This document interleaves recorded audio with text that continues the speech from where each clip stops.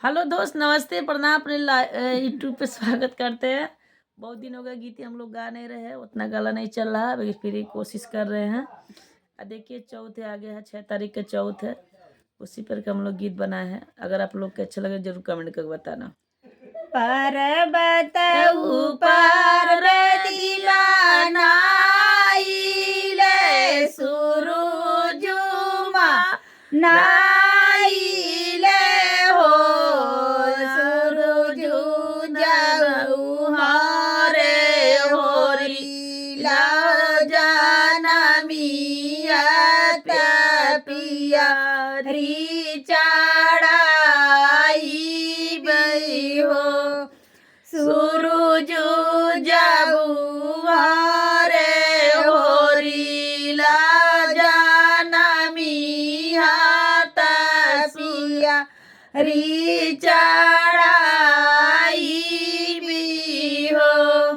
एक मास बीतल दूसरे मास आवारीति सरे मास हो लाला ना बीता नहीं दाता नव मास होरी लावा जनम लियाला हो लाला ना बीता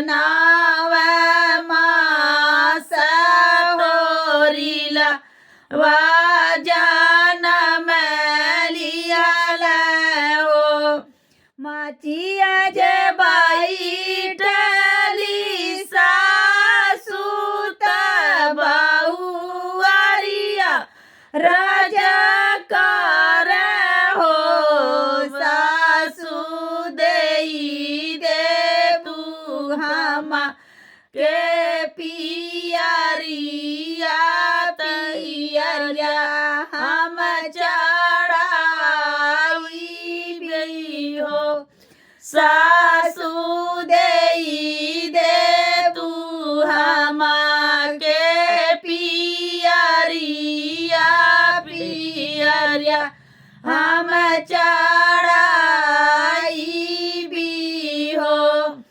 एक हाथ ले ली बवती लचौरात एक हाथ पियरिया लियाली हो बहुआरी झापाटी के चढ़े लियो या टरिया तैयारिया चढ़ावे लियो बहुआरी झापाटी के चढ़े लियो या टरिया पियारी या चढ़ावेली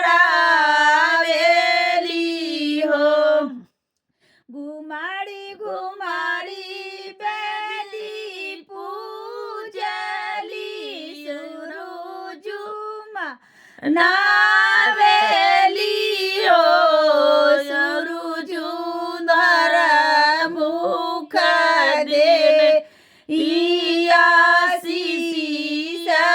सलावटी घरे जाई बियो सुरुजु भर मुख दे